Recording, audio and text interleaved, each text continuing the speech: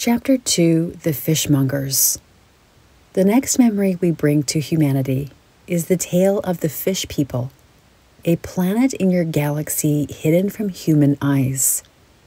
This is a water planet, and all life that lives there resides in the water. The fish people are a large fish species that live in dark blue waters that turn turquoise depending on the seasons. The fish people communicate telepathically and are an evolved species in contact with other planets and star races. The fish people are called the Mongers. The Mongers enjoy their way of life and experience deep wisdom. For there is a frequency on this planet that souls admire from afar within their communities. We realize fishmonger is used differently on Earth. It is a derogatory term for women. This is a 3D version. The name Monger was taken from this planet where this fish species thrived. The Mongers maintain a frequency that benefits their species, and because they are hyper-aware of their vibration and intentions, this led to other planets and species taking notice. Once a soul is in the fifth dimension, there is no competition because there is an overall sense of happiness and joy for one another no matter where they are. This was the vibration from other planets, happiness for the Mongers, and curiosity. They were curious how a species could maintain this frequency for years. Many races visited the Mongers and asked for their wisdom and advice, for not all planets and star systems are the same. There are many dimensions, realms, and frequencies a soul can go to. The Mongers discovered a secret, or they thought they had, when in all truth, many universes already knew this. The Mongers believed so much in themselves as a species, and this is not in the ego sense. Their belief was in their connection deep within themselves and the web of consciousness. They trusted everything. If a rock slide blocked a path, they believed this was for a reason, and another pathway would show. The Mongers trusted the way their lives flowed. It was a dance. Their lives were not always easy.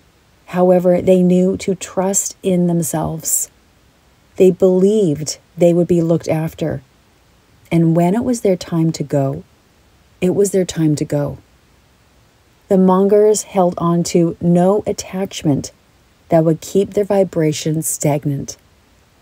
Within this flow, they continued to evolve and grow.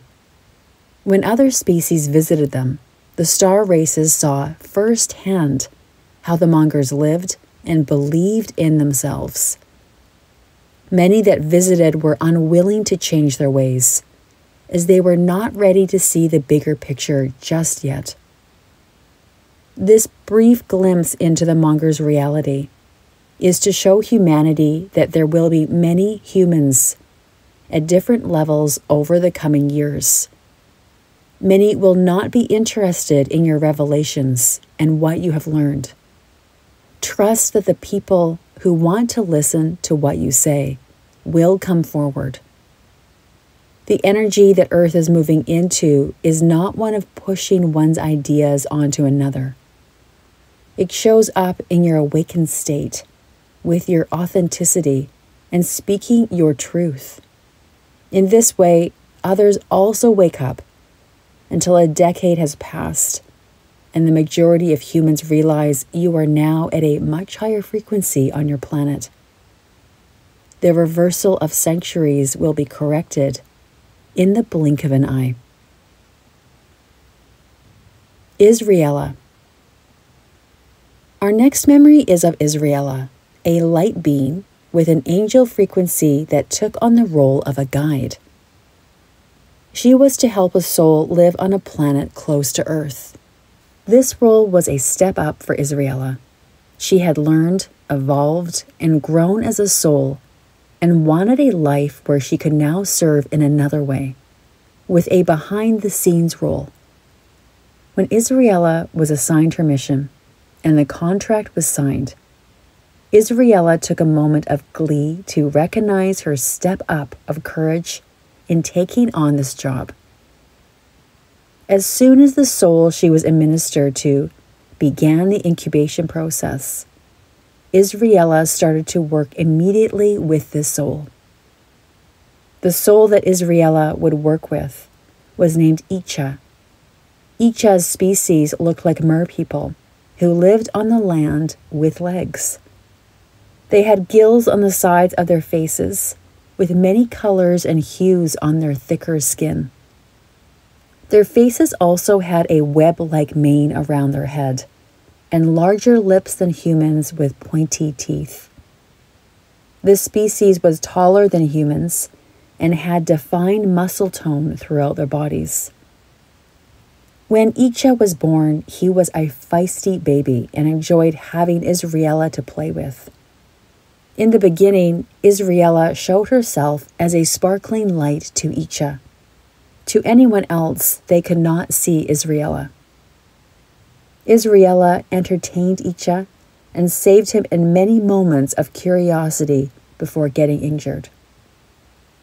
As Icha grew up, there was a severing between Icha and Isriella.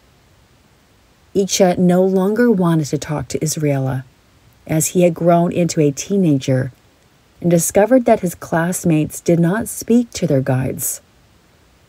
Even though he loved Isriella, he wanted to learn about life on his terms, in his own way.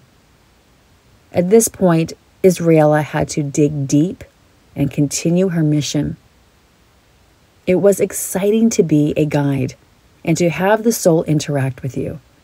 However, it was on a whole other level when the guide was suppressed into silence and went about their work with the soul, not knowing they were still there.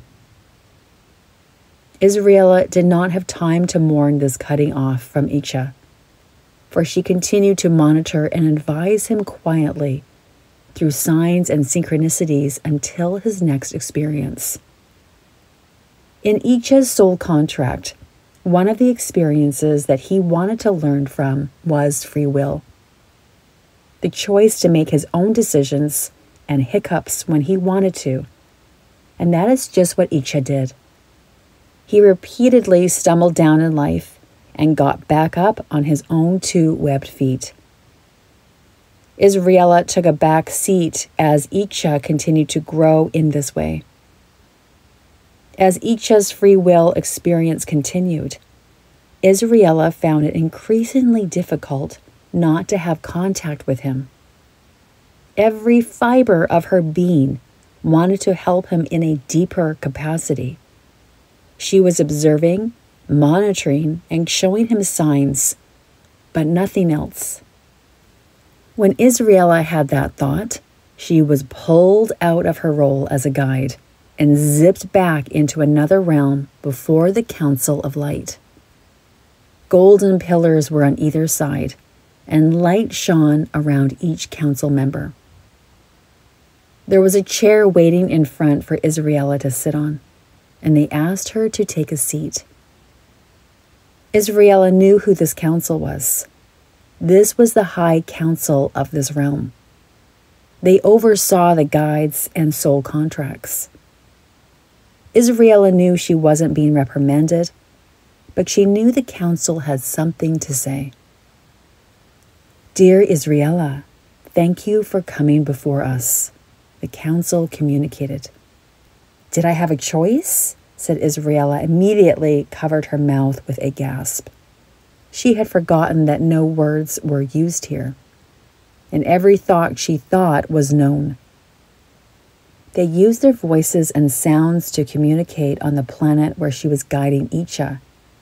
Telepathy was not common, and Isriella had gotten used to their language and how they spoke. The council chuckled at Isriella's question. "Isriella, we brought you here today to explain the role of a guide. We thought this explanation might help you with your current contract. No, we are only meant to advise and help in this way. Ultimately, this is up to you with how you proceed in your role." Isriella nodded, and the council continued. "The role of a guide is to help the soul with the experiences they wanted to learn or achieve in that lifetime. There is no interference unless, and yes, there is one exception, under the law of grace. A guide or another can interfere if necessary. In most cases, this would be a matter of life and death. For you, dear Isriella, a guide is a massive undertaking to observe from afar. It does take great perseverance not to interfere and affect the soul's outcome. If a guide were to interfere in such a way, this would cause karma and the continuation of entangled lives. When emotions rise of frustration with either feeling you're not doing enough for the soul, or when the soul continues with repetitive cycles, it is time to take a step back, regroup, and remember your mission at hand, and have fun with the role that you've taken on. This can be as creative as you want it to be, with signs and synchronicities for the soul to notice and witness. In most cases, the soul will eventually tune into the remembrance that guidance is all around them. Do you have any questions at this time, Isriella? Isriella felt reset. She knew she could go back and observe Icha. She smiled in gratitude, nodded to the council, and was immediately sucked into a wormhole of light, bouncing back and watching Icha again. Isriella continued over the next few years observing and guiding Icha. She began feeling more comfortable in her role as a guide and took the council's advice. Isriella played with her role and turned it into one of creativity. Icha was not aware, especially since Isriella returned from the council. However, things started to change when he almost walked off a cliff and felt something pull him back. Then Icha began to take notice. He saw signs that he connected with through nature and the words that others would say. There would be heightened energy when he was meant to see a sign. The signs would not be flashing for him to know. It was through subtle ways that they were presented. Icha began to trust the guidance time and time again, even when he was blocked energetically and went around and around in circles. When Icha looked back on his life, he laughed, because when you are in your life, it is hard to see beyond your circumstances and what you're dealing with. In the body that Icha was in, his entire species had heightened hearing and senses throughout their skin. This could lead them to hear other animals miles away and know the weather and how the air touched their skin. Their vision was not like humans. Their sight had a blue hue to everything. Their kind could also see auras around all living matter on their planet. Icha began to grow and change his ways once he trusted the guidance and signs. When Icha's life came to a close, Isriella formed in front of Icha once more. To his surprise, he thought that Isriella had left for good and was overwhelmed with emotion when he saw her. He was never alone. When guidance was coming through, he didn't know it was Isriella. He was too young to remember why he sent Isriella away and had shut that part of himself down long ago. When they connected again, it was as if no time was ever lost.